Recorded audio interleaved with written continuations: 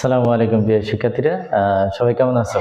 SSC 2026 তোমাদের কি অবস্থা সবার?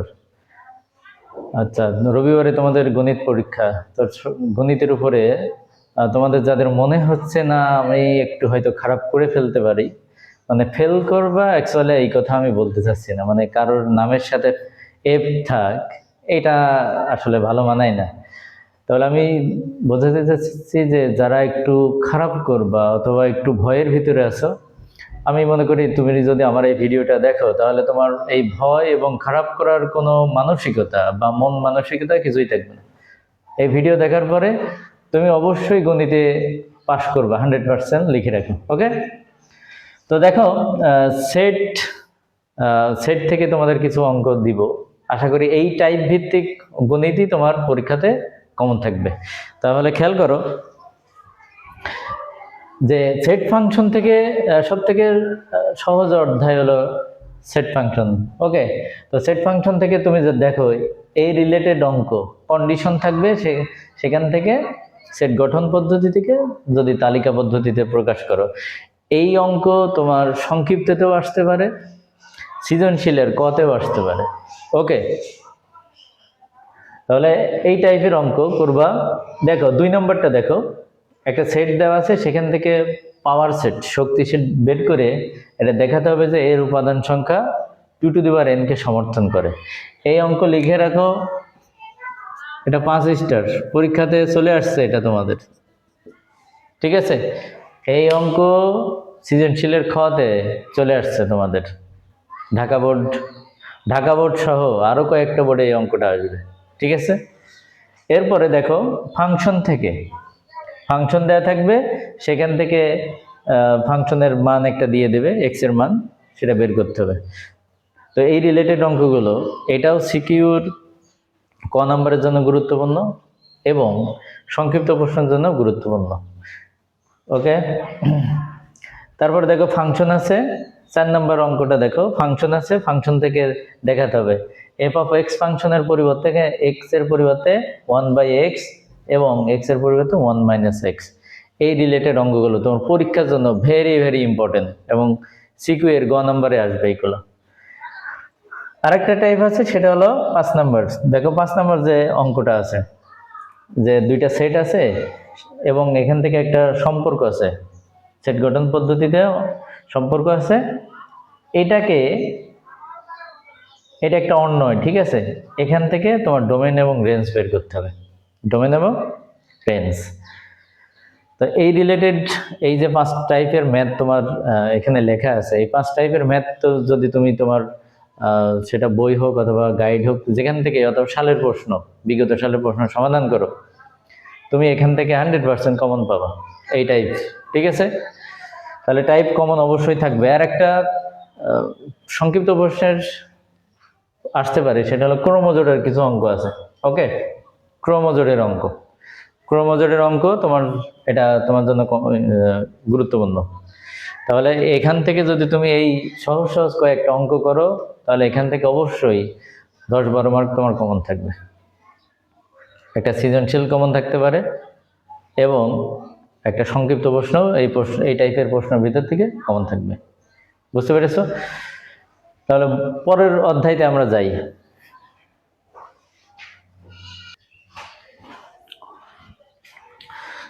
দেখো বীজগাণিতিক রাশি থেকে যে টাইপের অঙ্কগুলো তোমরা প্র্যাকটিস করবা। ওকে, তো বীজগাণিতিক রাশি থেকে দেখো সমীকরণ দেওয়া থাকে, সেখান থেকে যদি এই ফরম্যাট তৈরি করতে বললে m+1/m অথবা x² একটা সমীকরণ দেওয়া আছে, সেখান থেকে এই ফরম্যাট তৈরি করতে বলবে। ঠিক আছে, তাহলে এইগুলো সৃজনশীলের কতে থাকবে 2 মার্কের জন্য, এগুলো সৃজনশীলের কতে বীজগাণিতিক রাশি থেকে। এবং টাইপ দেখো 3, 4, 5, 6, 7, এই 3 থেকে 7 এই অঙ্কগুলো প্রত্যেকটা 5 স্টার দাও। এই অঙ্কগুলো প্রত্যেকটা ইম্পর্টেন্ট। ওকে, প্রত্যেকটা অঙ্ক ইম্পর্টেন্ট এবং এই টাইপের অঙ্ক তোমাদের অবশ্যই থাকবে পরীক্ষাতে এবং সৃজনশীলের গ নাম্বারে থাকবে 3 থেকে 7 এই নিয়মের অঙ্কগুলো। ওকে, এবং 8, নাম্বারে যে অঙ্ক আছে এটা হলো ক নাম্বারে থাকে 2 মার্কের জন্য। এবং তোমরা এর সাথে বরিশাল বোর্ড 2016 আছে, বরিশাল বোর্ড 2016 যে বীজগাণিতিক রাশি থেকে যে অঙ্কটা ছিল এটা একটু দেখে নেবে। ওকে, তাহলে বীজগাণিতিক রাশি থেকে এই কয় টাইপের ম্যাথ যদি তুমি পারো তাহলে বীজগাণিতিক রাশি থেকে তুমি আনসার করে আসতে পারবে। ওকে, এখন তাহলে তোমাদের সেট ফাংশন বীজগাণিতিক রাশি, আরেকটা বীজগণিত থেকে আসবে হলো তোমাদের অনুবাদ সমানুপাত। অনুবাদ সমানুপাত থেকে তোমাদেরকে অল্প কয়েকটা টাচ দিই, তোমরা এইগুলো করলে তোমার বীজগণিত থেকে তুমি একটা ভালো মার্ক ক্যারি করতে পারবে। ওকে,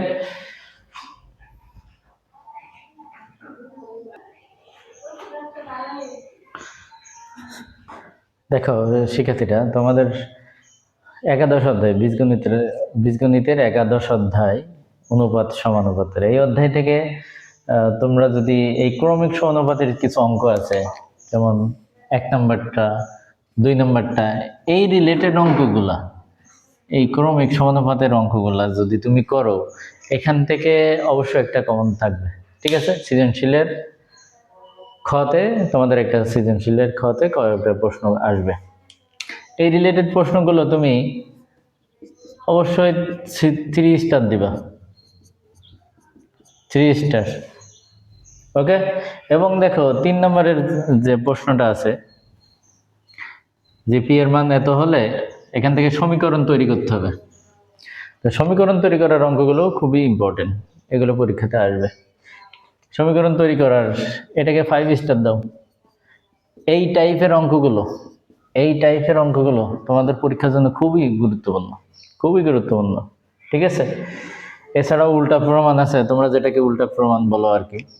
সমীকরণ দেওয়া থাকবে, সেখান থেকে এক্স এর এই মানটা দেখাতে হবে। ওকে, তো দেখো এই অঙ্কগুলোই একাদশ অধ্যায় থেকে তোমাদের সৃজনশীলের খ এবং গ এর জন্য গুরুত্বপূর্ণ। এছাড়া ছোট ছোট কিছু প্রশ্ন আছে। ওকে, এগুলো তোমরা বই অথবা গাইড থেকে দেখে নেবে, এগুলো কয়ের জন্য আসতে পারে।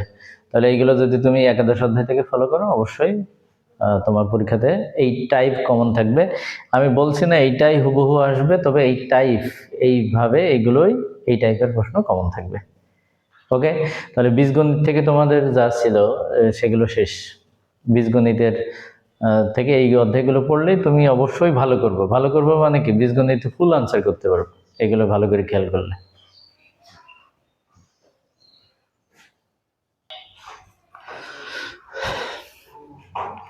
আচ্ছা, জ্যামিতির পাঠ থেকে দেখো যে জ্যামিতির পাঠ থেকে তোমাদের অবশ্যই ব্যবহারিক জ্যামিতি এবং বৃত্ত সম্পর্কিত যে সম্পাদ্য আছে, এখান থেকে একটা সিকিউ অবশ্যই কমন থাকবে। ওকে, ব্যবহারিক জ্যামিতি থেকে এমন হতে পারে যে ব্যবহারিক জ্যামিতি থেকে তোমার সিকিউয়ের ক খ এবং বৃত্ত সম্পর্কিত যে সম্পাদ্য আছে, এখান থেকে সিকিউয়ের গ নাম্বারটা অবশ্যই থাকতে পারে।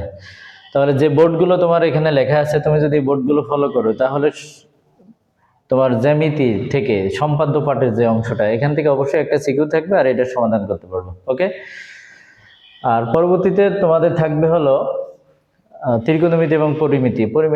এটা ত্রিকোণমিতি এবং পরিমিতি নিয়ে তোমাদের একটা পরবর্তী অধ্যায় নিয়ে আসতেছি। ওকে,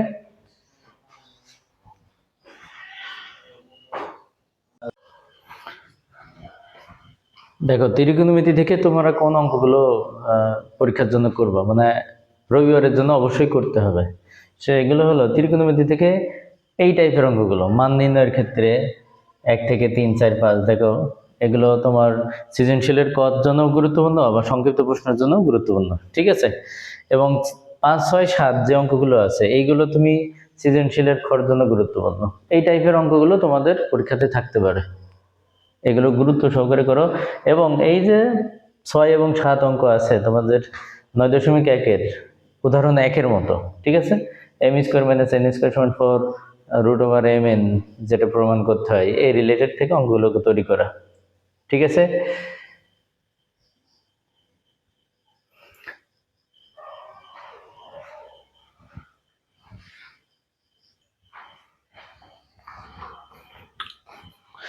ত্রিকোণমিতি থেকে বেশ কিছু আরো প্রশ্ন আছে, যে তুমি এই প্রশ্নগুলো যদি করো, সমাধান করো, তাহলে তোমার সৃজনশীলের খ এবং গতে এগুলো কমন থাকতে পারে। ঠিক আছে, তাহলে ত্রিকোণমিতি থেকে তোমাকে আমি মোট 14টা মতো অঙ্ক দিলাম। এই 14টা মতো অঙ্ক যদি তুমি সমাধান করো তাহলে আশা করা যায় এখান থেকে কমন আসতে পারে। ওকে, তুমি এগুলো প্র্যাকটিস করো তোমরা। আচ্ছা, এরপরে পরিসংখ্যান নিয়ে তোমাদের কিছু আইডিয়া দেব। পরিসংখ্যান এমন একটা অধ্যায় যে অধ্যায় নিজেই একটা বিভাগ, সুতরাং এখান থেকে 2টা সৃজনশীল থাকবে, 2টা সিকিউ থাকবে। এই 2টা সিকিউ থেকে তুমি 20 মার্ক পাবা। 2টা এমসিকিউ একটা থাকতেই পারে, 2টা এমসিকিউ থাকবে, একটা এসকিউ থাকবে। সুতরাং সর্বমোট 24-25 মার্ক তুমি এই একটা অধ্যায় যদি ভালো করে করো তাহলে পরিসংখ্যান থেকে তুমি একটা অধ্যায় করলে তোমার মোটামুটি সিকিউতে তুমি পাস আসবে। এরপরে তোমার এমসিকিউ যে পার্টটা আছে, এমসিকিউর পার্টটার ক্ষেত্রে তোমার 30টা এমসিকিউর ভিতর থেকে অবশ্যই 10 পেতে হবে পাস করতে হলে। তাহলে এমসিকিউর পার্টটার ক্ষেত্রে তোমাকে গুরুত্ব দিতে হবে। ওকে, তো চলো পরিসংখ্যান অধ্যায়টা নিয়ে একটু আমরা আলোচনা করি এবং এখান থেকে কি কি ইম্পর্টেন্ট সেগুলো নিয়ে একটু লিখি।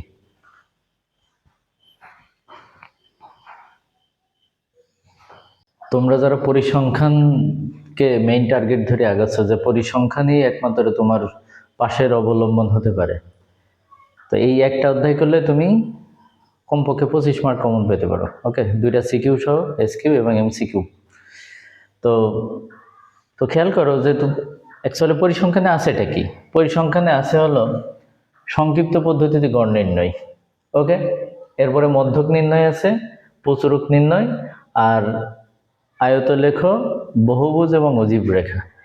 এই 3টা সূত্র আর 3টা লেখচিত্র আছে। যদি এই 6টা জিনিস তুমি ভালো করে করো তাহলে এখান থেকে কমপক্ষে 2টা সৃজনশীল তোমার কমন থাকবেই, 100% কমন থাকবে। সুতরাং তুমি পরিসংখ্যানটাকে সেইভাবে প্রিপারেশন নাও। এর বাইরে কোনো কিছু আসার কোনো সুযোগ নেই, এর বাইরে কোনো কিছু আসার কোনো সুযোগ নেই। সুতরাং এই অঙ্কগুলো প্র্যাকটিস করো। তোমরা যারা মনে করতেছো যে আমার পাস করতেই হবে, তাহলে তোমরা পরিসংখ্যান এই বিভাগটাকে টার্গেট করে পড়াশোনা করো। এবং অনেক সময় তোমাদের সংক্ষিপ্ত পদ্ধতিতে গড় নির্ণয় এবং বহুভুজ, সংক্ষিপ্ত পদ্ধতিতে গড় নির্ণয় এবং মধ্যক নির্ণয়ের ক্ষেত্রে অবিন্যস্ত উপাত্ত থেকে বলতে পারে, যে বিন্যস্তগুলো এলোমেলো থাকবে, সাজানো থাকবে না। এই অবিন্যস্ত উপাত্ত থেকে সংক্ষিপ্ত পদ্ধতিতে গড় এবং মধ্যক নির্ণয় আসতে পারে। ঠিক আছে, তো তাহলে তোমার অবিন্যস্ত যখন থাকবে, পরিসর বের করতে হবে, শ্রেণীর সংখ্যা বের করতে হবে, সেখান থেকে টেবিলের সংখ্যা, শ্রেণীর সংখ্যা কত আসবে, টেবিল তৈরি করবা, সারণী তৈরি করবা। এই সারণী থেকে মধ্যক এবং তোমার সংক্ষিপ্ত পদ্ধতিতে যে গড় নির্ণয় এগুলো করতে হবে। তাহলে সংক্ষিপ্ত পদ্ধতিতে গড় নির্ণয় করতে হলে কি কি লাগে এই জিনিসগুলো তোমার জানা থাকতে হবে। মধ্যক নির্ণয় করতে হলে তোমার সূত্রটা মনে রাখতে হবে। এখন অনেকেই তোমরা ভুল করো যে আয়তলেখ, দেখো আয়তলেখ অঙ্কন করতে হলে যে তোমার শ্রেণী ব্যবধান থাকে, এই শ্রেণী ব্যবধানকে অবিচ্ছিন্ন শ্রেণী ব্যবধান করে নিতে হবে। ট্যালি চিহ্ন থাকবে আর গণসংখ্যা হলে তোমার আয়তলেখ অঙ্কন করা যায়। বহুভুজ, বহুভুজ হলো আয়তলেখের মতোই।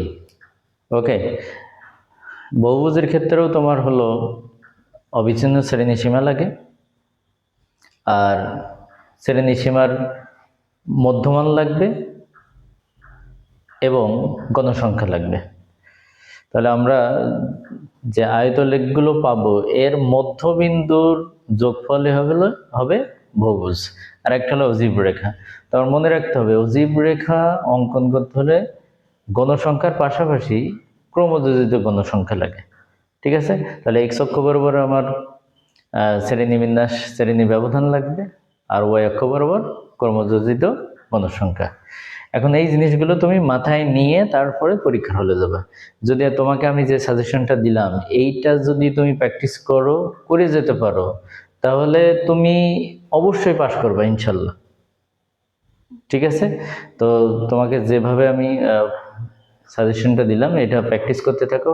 আশা করা যায় রবিবারে তোমার মুখে হাসি ফুটবে ইনশাল্লাহ। ঠিক আছে, তাহলে রবিবারের পরে তোমাদের সাথে কথা হচ্ছে ইনশাল্লাহ। আর Dhaka board 24, Chattogram board 25, Barishal board 25 এবং রাজশাহী বোর্ড 24, এই কয়েকটা বোর্ড তুমি প্র্যাকটিস হিসেবে করে যেতে পারো।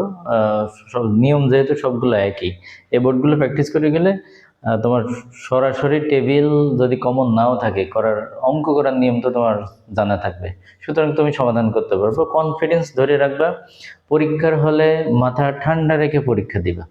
ম্যাথ যেটা তোমার হবে না তুমি এটা স্কিপ করো, সমস্যা নাই, তুমি আর যে সেটটা ভালো পারো সেটা অ্যান্সার করো। সুতরাং বি কেয়ারফুল, ম্যাথ পরীক্ষায় কখনো মাথা গরম করা যাবে না, মাথাকে কুল রেখে পরীক্ষা দিতে হবে। যেটা হচ্ছে না, যেটা তোমার কলমে আসে না, সেটা তুমি স্কিপ করে নতুন একটা শুরু করো। ওকে, সবার প্রতি শুভকামনা রেখে আজকের মতো শেষ করছি। আল্লাহ হাফেজ, আসসালামু আলাইকুম।